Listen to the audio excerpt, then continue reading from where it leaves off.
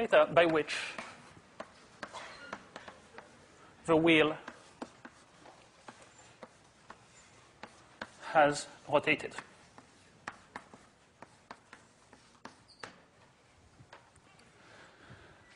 So how are we going to do that?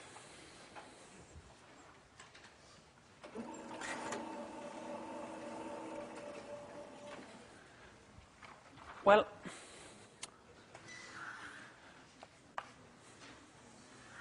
because we're going to try to use our new knowledge, let's try to do it using vectors in a smart way. So let me draw a picture of a wheel after things have rotated by a certain amount. So maybe my point P now is here, and so the wheel has rotated by this angle here, and I want to find the position of my point P. Okay? So the position of this point P, that's going to be the same as knowing the vector OP from the origin to this moving point. So I haven't really simplified the problem yet, because we don't really know about vector OP. But maybe we know about simpler vectors whose sum will be OP.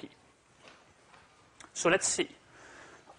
Let's give names to a few other points in there. For example, let's say that this will be point A. A is the point where the wheel is touching the road. And B will be the center of the wheel. Then it looks like maybe I have actually a chance of understanding vectors like maybe OA doesn't look quite so scary, or AB doesn't look too bad, BP doesn't look too bad, and if I sum them together, I will obtain OP.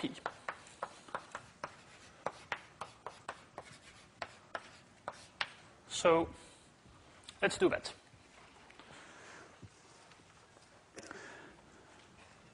So now we've greatly simplified the problem. We had to find one vector that we didn't know. Now we have to find three vectors that we don't know. But you'll see each of them is actually fairly easy to think about. So let's see. Should we start with vector OA, maybe? So OA has two components. One of them should be very easy.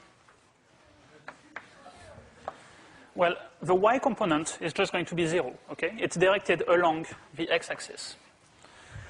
What about the x component? So OA is the distance by which the wheel has traveled to get to its current position. Yeah, I hear a lot of people saying r theta. I mean, let me actually say a theta, because I've called a the radius of the wheel. So this distance is a theta. Why is it a theta? That's because the wheel, well, there's an assumption, which is that the wheel is rolling on something normal, like a road, and not on maybe, ice or something like that. So it's rolling without slipping. So that means that this distance on the road is actually equal to the distance here on the circumference of the wheel. This point P was there, and the amount by which things have moved can be measured either here or here. These are the same distances. Okay?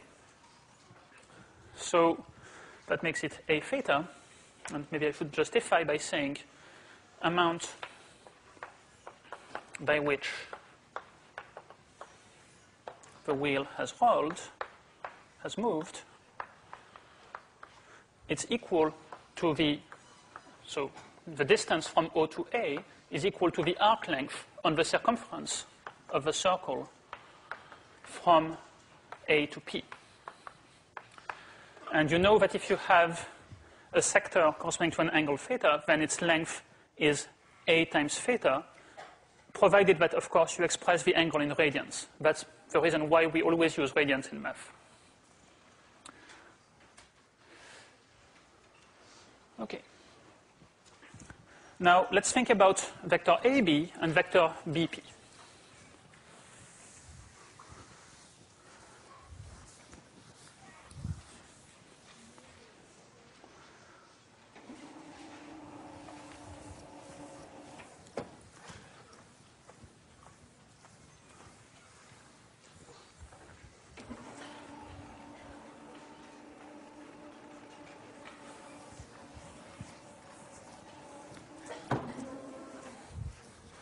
Okay, so AB is pretty easy, right?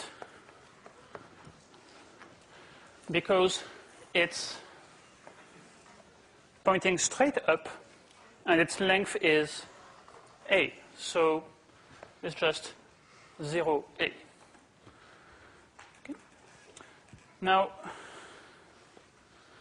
the most serious one we've kept for the end, what about vector BP?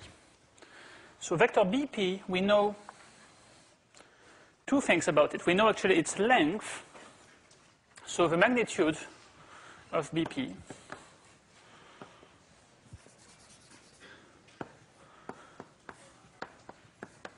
is A, and we know it makes an angle theta with the vertical. So that should let us find its components. Let's draw a close-up picture. Now, in a picture where I'm going to center things at B. So I have my point P. Here I have theta. This length is A. Well, what are the components of BP? Well, the x component is going to be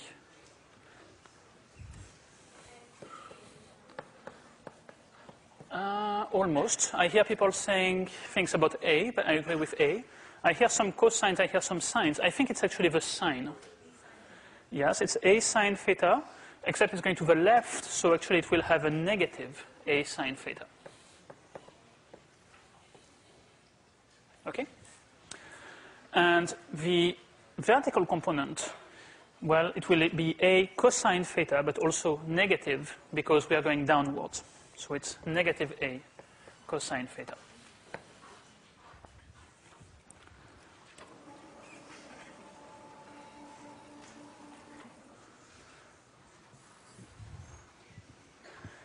So now we can answer the initial question, because vector OP, well, we'll just add up OA, AB, and BP.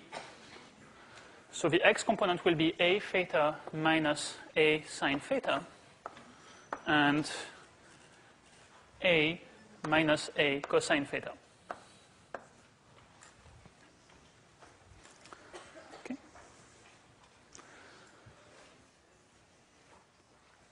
So, any questions about that?